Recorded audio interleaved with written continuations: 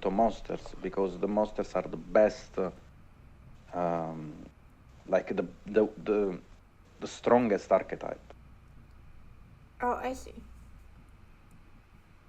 Yeah, I guess I never thought about it that way, for sure. Turning spells on tramps into monsters.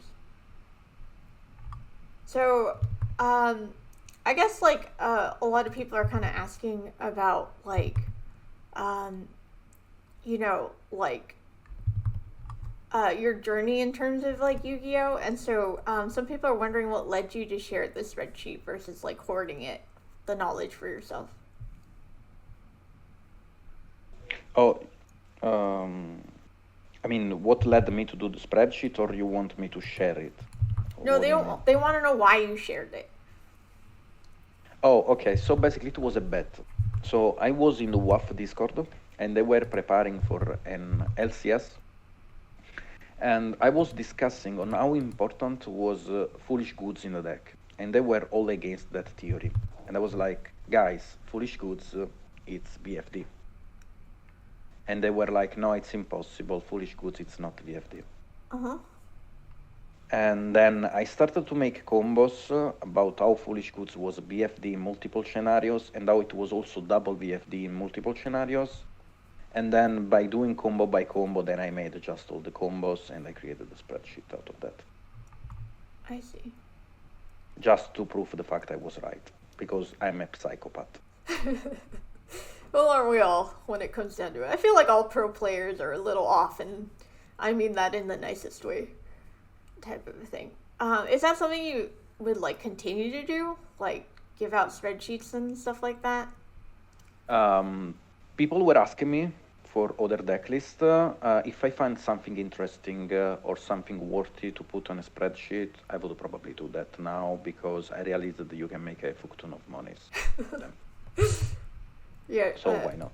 Yeah, that's cool. Like the first spreadsheet gave me $3,500. The second I did like 2,000. Oh my. The third one was like, yeah. Okay. Yeah, and I think like people were like pairing up and being like, "Oh, let's split it," type of a thing. So yeah. That's also funny. That is also why I started selling them, because I actually tried to sell the spreadsheet to the Duelist Academy, and for $100, 100 bucks actually, yeah. Okay. And they refused. So I was like, you know what? I can do much more than that. And then I did it. Oh, that's kind of funny. I'm not gonna lie. I think that's funny. It's like, no, we're not paying 100, and then you made like $3,000 from it. Okay, interesting. So, like, when you started Yu-Gi-Oh, were you like naturally good at it, or did you get better over No, time? I was totally trash. I didn't know anything. I was like, also my English was not the best. So the way I was reading cards was also wrong. I didn't know nothing about cards. I didn't know nothing. I didn't know anything about rulings, or, you know, it was just by me making misplays and keep playing and watching duels, high-graded duels, or asking question to the high-graded player, who got me to understand deeply the game. Or watching their profiles. At the time there were Oban and Arg. So yeah, I was basically taking all I could from YouTube, from Dueling Network, the iGratten games, asking questions. Why did you do that? Why didn't you do that? And you know. Yeah, that's really interesting because I asked all the pro players about like the same question, like, were you naturally good? And everyone said that they sucked really badly at the beginning. Which Yeah, I but I think, mean that's a common thing. Like, I don't think anyone would have started with like an insane skill. At least I mean, it's not my case, I yeah, would say. yeah. I think there's definitely people who have like rapidly improved. Like for instance, Pac, got good really fast type of thing. But he also put like an insane amount of time into the game. So I think that's like an I important mean, lesson. can you hear me? Because I think my connection is going a bit bad. No, I can hear you. Can You said I mean, and then you were like, "Can you hear me?" Okay. So basically, Pac um, also got the right people to teach him the game. Like for example, having sessions with Jesse Cotton, like not everyone can afford that. You know? Yeah, definitely. Yeah, I wasn't sure if he got coaching or if he just had like friends that helped him out, but that would certainly help. Um, Mm. I mean, Pac also invested a lot of time to get good into the game, and it for sure paid it off. yeah, Like he won an LCS, he won a YCS, he topped several LCSs. Like he did for sure. Like he took for sure the hard road. yeah, definitely. Yeah, I just played Pack a couple of days ago. Definitely learned a lot. Plus, like I feel like he's like shown his journey, and like you've kind of watched where he was before on like Twitch and YouTube and stuff, and that's been really appealing for sure. Yeah. So Yeah, people, go I ahead. was watching Pac at the start. I was watching Pac at the start of his streaming when he had not even 20 people in the stream, and yeah, he changed a lot from the start. I can say that because I'm following him since day one. Yeah, that's cool. So you must have kind of like seen the progression and stuff. Would you say he had a Yeah, natural talent, or would you say like it's the same thing about I hard think, work? I think having a natural talent it's not the same thing. But uh, if you work on your hard talent, you can be better than anyone else. But if you don't work on that and you just rely on that, as a lot of good players do, at a point, someone which has not the same skill as you is gonna surpass you. Yeah, absolutely. I think that's So, a really I good mean, point. that works for the game as it works for the real life. If you have a natural talent and you don't work on that, you're gonna just waste your time Yeah, and definitely. rely on just I think. Yeah. So I would say Pac as a natural talent because he got very fast, like he learned everything very fast, and he understood the mind process behind the game and how you have to think about card interactions, which is not easy, which is definitely not easy. Yeah, definitely.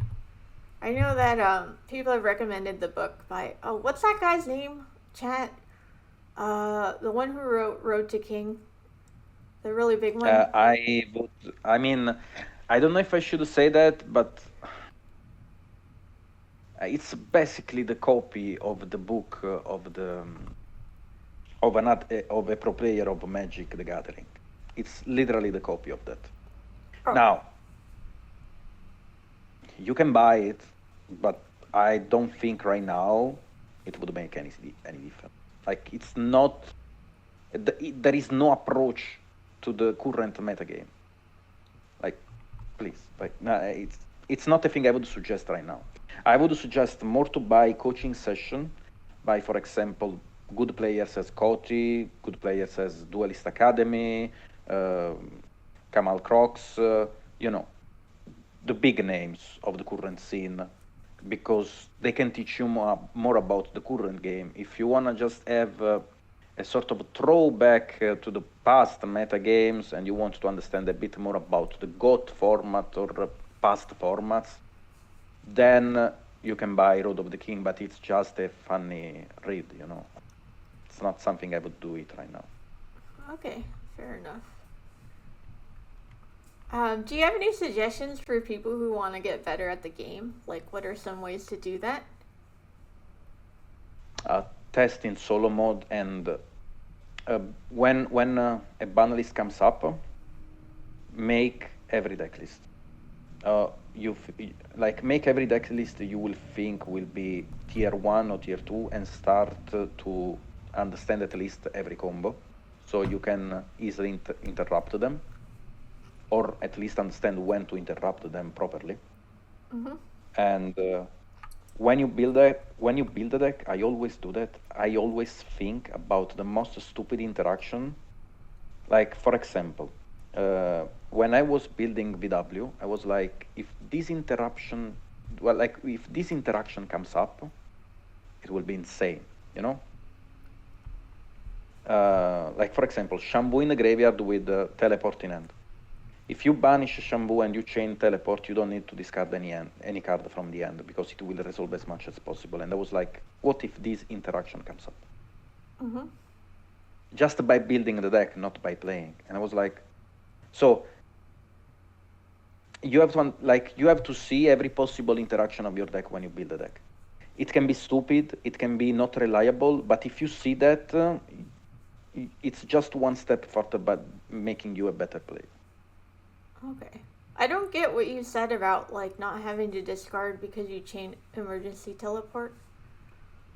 Shambu. Shambu is the VW trap card. That like special summons from the grave? Yes. So if you do Shambu and then change emergency teleport, you summon the monster. You do not discard. And you don't discard? You do not discard. But why? Because it will resolve as much as possible because of the DPS city. Oh, okay. The problem solved context. Okay. Yeah. So you've been judging for a long time. Would you say judging has helped you become a better player? Oh, definitely.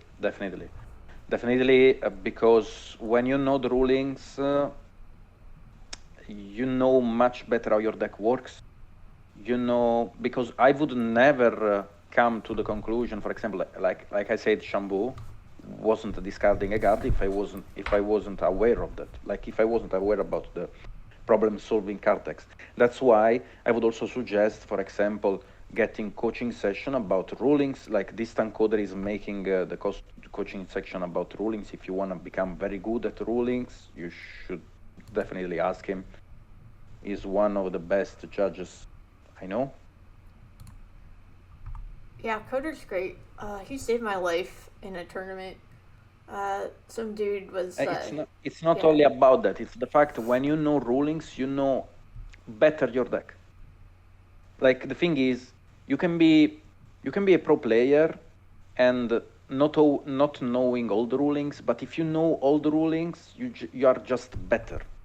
Mm-hmm. Like you're just one step away from being the best, you know? Yeah, definitely. Like if you see, for example, the YouTube video Distant Coder updated recently about people if they know their decks. I don't know if you check that. Like N3sh, do you know Pendulum? Yeah. Or recently one, like for example, Team Samurai X. Do you know this deck? Like, you know. Yeah, if you know your deck, you're gonna just make the best possible plays, you know. Yeah, definitely. I'm not saying you shouldn't know all the rulings about every interaction in the game or every card in the game, but at least all the rulings about your deck. You should definitely do that. Yeah, that sounds like a good idea. I know Coder's on Metafy if anyone is curious about that. I could probably book him and be like, teach me about Drytron, because I don't know if I could say I know all the rulings very well. For sure. Okay. Like for example, about Drytron, there is like, when you have Mob Beta and you have just one material on Mob Beta and you activate the Meteonis, you can detach the material and tribute Mob Beta for a 4K. Yeah, that is true. You know? Yeah, I did that in a tournament and a guy challenged it, and it was a 15-minute judge call. But eventually they said I was correct, for sure. Yeah, but if you know like that kind of rulings, you would not know that if you don't study your deck. Yeah. And you weren't able to see that line. But if you know the rulings about all, like if you know at least 90% of the rulings about your deck, it makes not only you a better player, but it makes you be able to see a lot of weird interaction you wouldn't be able to see if you didn't know that. Mm-hmm. That's true. And I feel like you can capitalize on obscure rulings too, like that other people don't know. If something comes up. I can't think of an example, but I feel like that could come up for sure. Yeah, like for example, at the time, like there are rulings I have abused to win mirror. Like for example, if your opponent, like in the VW mirror, there were like when BFD was legal, there were only how can I say that? There were like small chances to win the game, like very small, and you needed to know everything about your deck to capitalize to win a mirror. So let me give you some example I gave to my students when they come to. When they have Chuche set and you have a Chuche face up, okay? If your opponent flip Chuche and you chain your face up Chuche to the card to the Chuche he flipped, he cannot use Chuche in chain to pop your Chuche because his continuous trap didn't resolve yet. Yeah, that makes sense.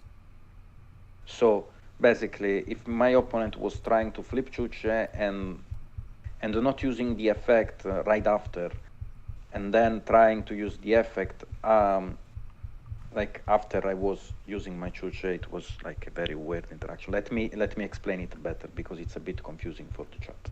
Okay. So bad. So if you don't use Chuche on the activation, and I chain something to pop your Chuche, like for example, we both have a Chuche face down, and you flip your Chuche, but on activation you don't use the effect. But in chain I flip my Chuche, but on activation I use the effect to pop your Chuche. You cannot chain your Chuche to pop my Chuche. That was a weird interaction. Another thing was like, for example, if there is a bamboozling the 75, number 75 on the board, and you use prosperity, is not able to use bamboozling to negate because you are not able to draw because of prosperity. Oh, that makes sense. So you could actually capitalize on that if your opponent didn't know that, you know? Yeah, definitely. Yeah, that's Another true. That thing makes is- sense. Another thing is Kowloon City, the boost is permanent for the entire turn for PW monster which are summoned later, which is not clear on the text, but you should know that. Yeah, definitely. Yeah, I couldn't say I've seen It's people that- use that effect very often, but it is good to know for sure. Another thing is you cannot summon Solkin if one of the material is banished. Like you cannot use Nyan to summon Solkin. Or you cannot summon Solkin if you have on the field Shenshen. Okay, If because it has to Shenshen go is to not the okay. GY. Yes, but it's not like, it's not easy. Or for example, another thing is Crystal Wing against the Crystal Wing, how the damage calculation works. Was Chain 1, was Chain 2, and how it resolves. Mm-hmm.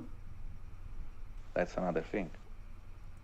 Another thing is, if you chain droplet to the activation of a VDW in your hand targeting a spell trap on the board, what happens?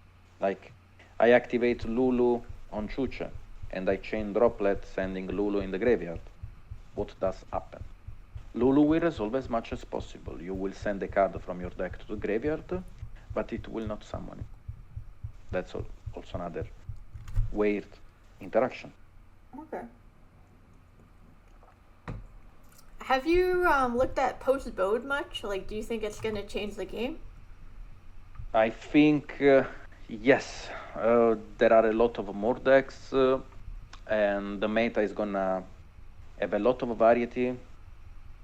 And I think it's healthy for the meta. In my opinion, the more decks are into the pool as possible tier 1, the best is the meta. Someone could say otherwise, but I actually played every meta, and to be honest, I rather prefer having more decks into the pool and being able to fight different deck lists because it's less annoying instead of just having only 2 decks and knowing perfectly when you have to interact them, because it starts to become a bit automatic, and I don't want the game to be automatic. I want it to be dynamic. Yeah, absolutely. I think it's going to be really interesting to have all these new decks for sure. Is there any deck you're looking forward to post Bode? I mean, yeah, but I cannot talk about that right now because I'm gonna use it for a big event. I can Yeah. say That's fine. That's fine. Shanjan. Shanjan is my favorite archetype right now. I think it's gonna be very good, and I will probably test a lot of a version of Shanjan Okay, fair enough. to come up with the best one. I already have my teammates testing for that. Unfortunately, I didn't have enough time to test for that. I will do that in the future, like soon, like very soon. Okay. What do you think of Okay, so Flunderies? Oh wait, sorry. I'll let you finish. But I'm curious about Flunderies. no, I don't like Flanders. I think it will Ah! become good maybe later, not now, and definitely not now. I don't think it has enough engine or enough. No, it's not about the engine actually. It's more about the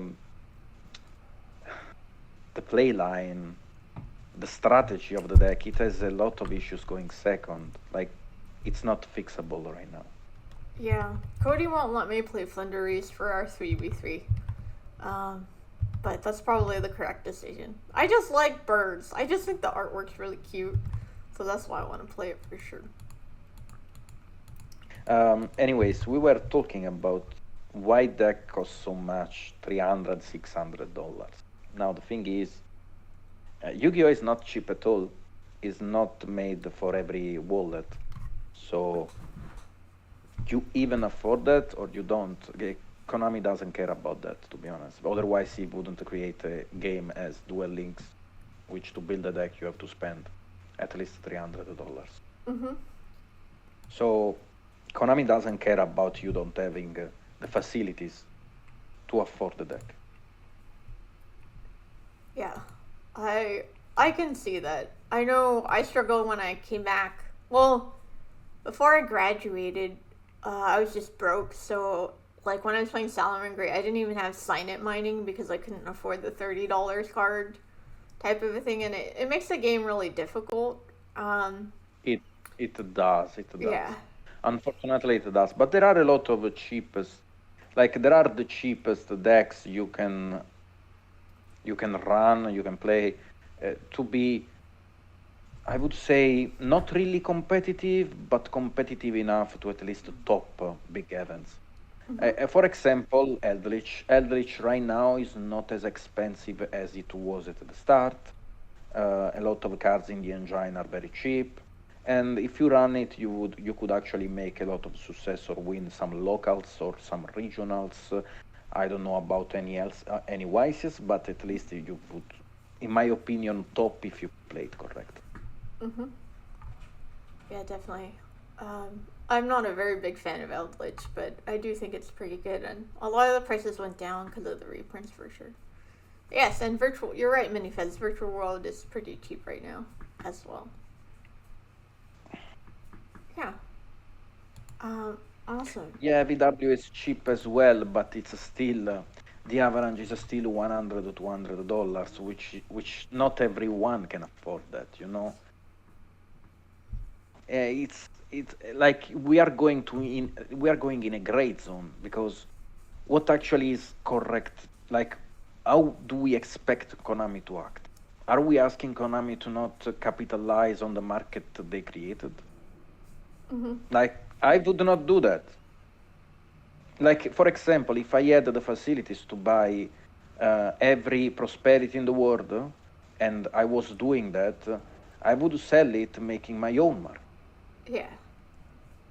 Why wouldn't you do that? Like, they are a big company, they are billionaires for a reason.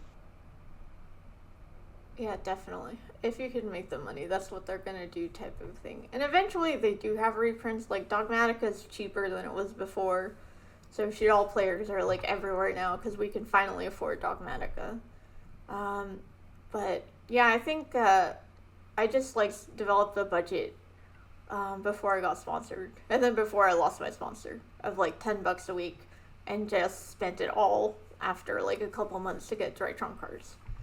So there's kind of ways around it. Plus the thing is that like I started winning, like yeah, it was just locals, but I just got all this freaking prizing. So then it became sustainable. Like yeah, I put in a lot of money, but because I'm winning, I can sell all this crap and get the money back for sure. Zara, how did you start playing? How did I start playing?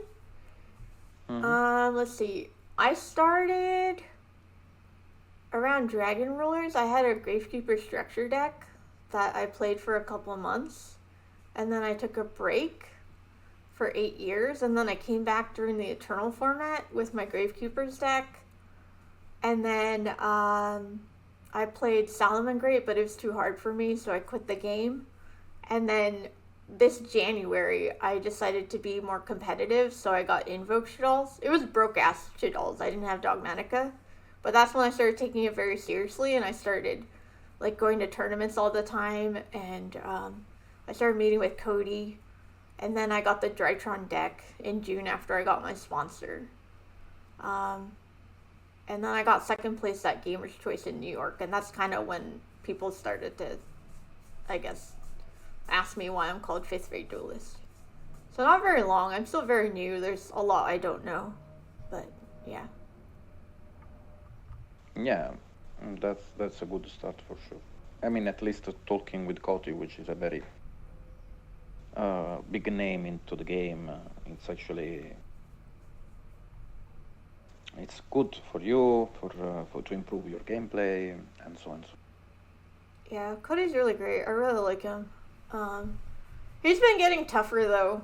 I guess since we're doing the 3v3 together, him, me, and Elise, like he wants us to do well, so he's been kind of hard on me. Our coaching sessions are now very like he's kind of grilling me like why do you play this deck and why do you think this and why do you not understand this, and I'm like, stop it, I liked you like 6 months ago when you were real nice to me, but I don't know, I guess Okay, that's how you grow.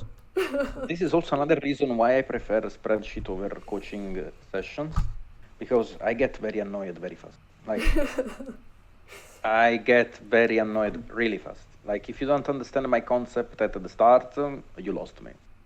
Okay, fair enough. I'll keep that in mind. So that's why. No, so that's why I really don't like to coaching people. Like I hate that. It's not something. It's something I tried in the past, but people were too much relying on me for stupid shit, and I just surrendered. That's fair. Type of a thing. Yeah, someone asked if you plan to endorse someone and coach them to a top, but yeah. I'm actually thinking to play the next YCS online. I'm already asking my team for the cards. Okay. Luxury team. Shout out to Luxury, you know. I'm already asking my team to provide me the cards to play in the next YCS. I wasn't able to play in the last YCS because I wasn't able to afford the cards in time. Mm-hmm. I will most probably do that now.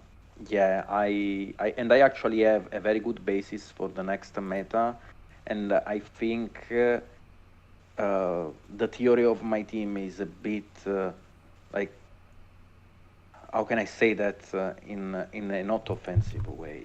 My team theory is a bit better than any other one. Was that offensive?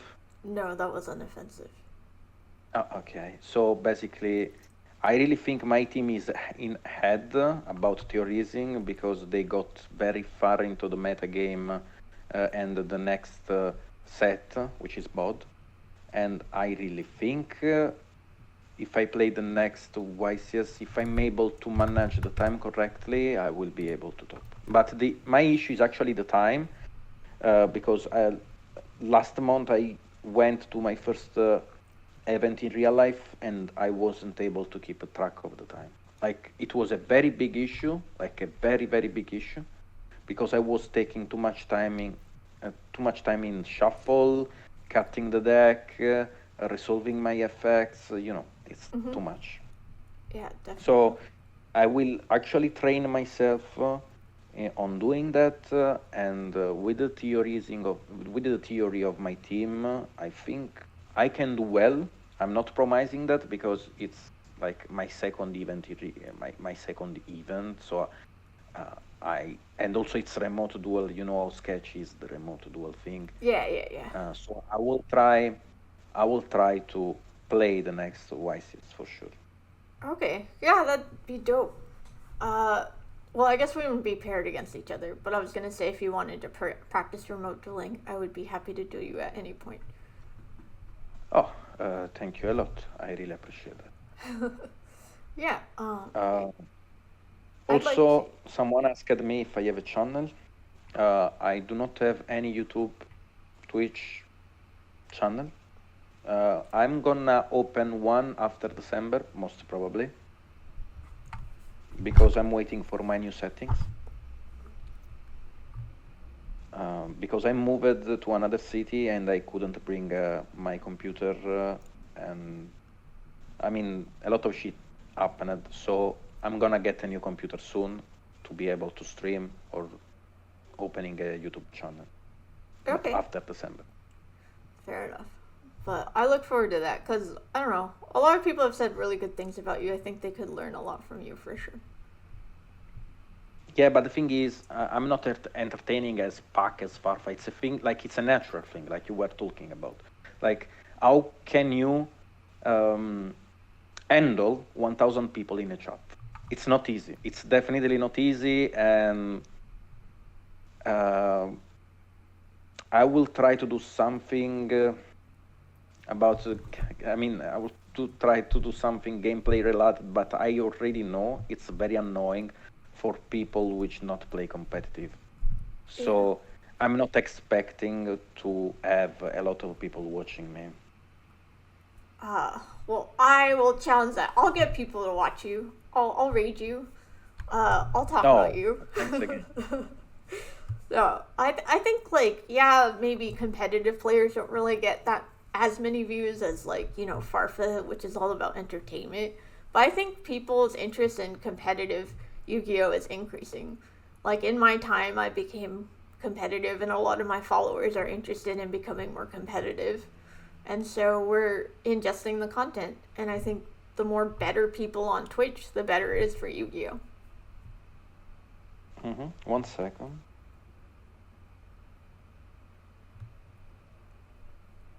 Let's see. Knowledge is entertaining too. This has been really helpful. Yeah, everyone loves this interview series.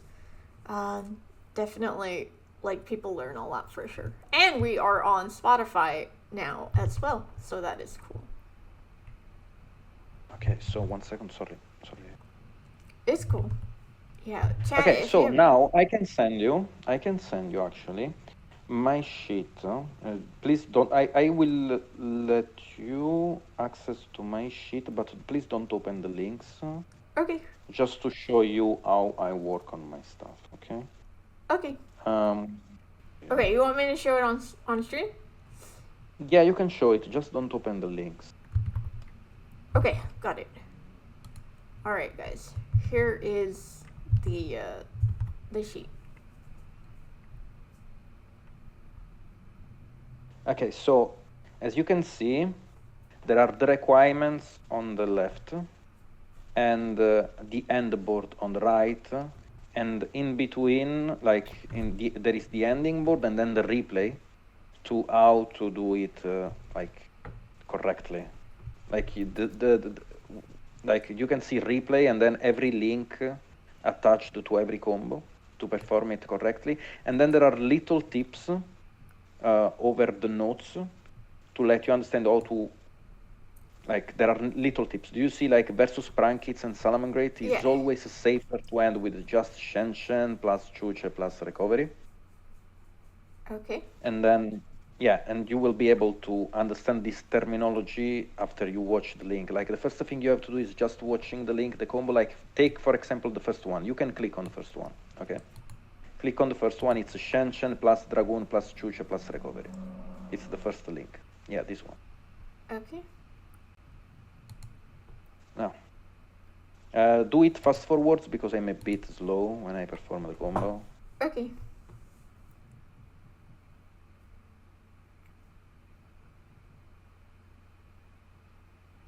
Okay.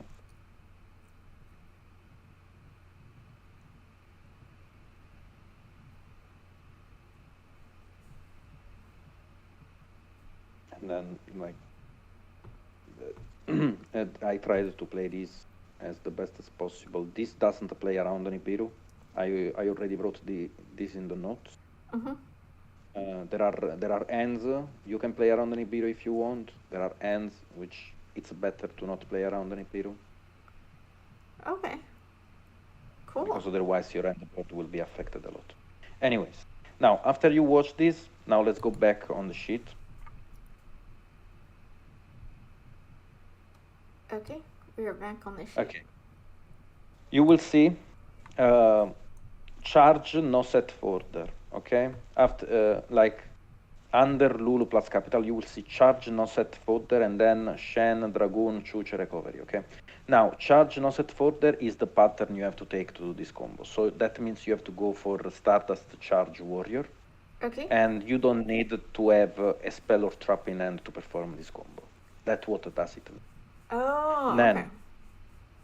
Then Shen, Dragoon, Chuche, recovery is the end board. That means you end with Shen, Dragoon, Chuche face up or set, and the recovery is the recovery of Gij. Okay. That Okay. makes sense. And on the right, you will see solo M7 route. That means you have to use M7 to perform this combo.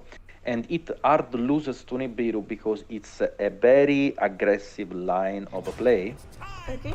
And you will lose first one Xinglong discarding one card. So that means you will need a discard folder. Then you will draw another card after you discard with Xinglong, which is basically the next step. So that means it recovers the discard folder you used. And then you will discard later for Shambu. That means you will need another discard folder. So that means you will in total need one discard folder. Okay. And I also put the note, this is a very aggressive line of play. You could use against deck list like Eldritch or Backrow decks, because Dragoon is very difficult to handle for Backrow deck. Okay. Now, if you go on the bottom of the sheet,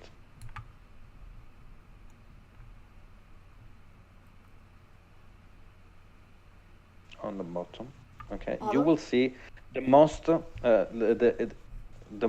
the yellow one, the one marked in yellow. A bit, like scroll a bit over, like a bit up. Okay. These? No, a bit up. There are some combos lied in yellow. Okay. The most important 3-card combos. Are Lulu? Yes, DC? those ones. Okay. This explains you how to OTK going second, or how to like perform your combo, like a general line of a play you should take when you are going second. Okay. Cool. And then I posted the most recent deck list I'm using online, the version 1.0 and the 2.0.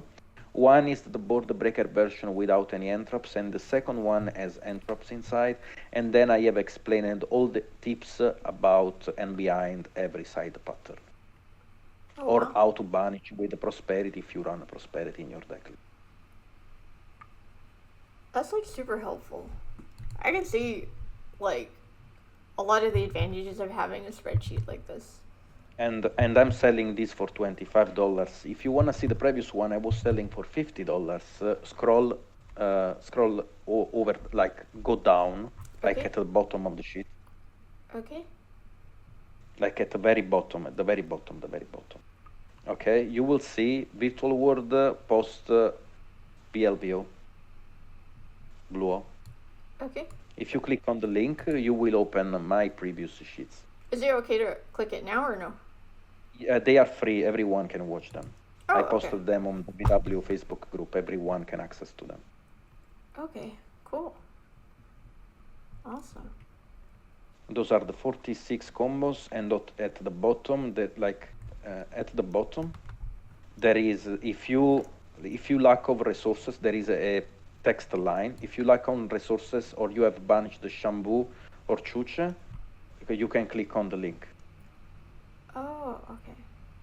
You want me to And click it it? opens the line. Yeah, it opens the line in which if you banish with the desired Shambu or Tutu, you can still combo by ending with the BFD. Oh, interesting. Wow, this is like so cool.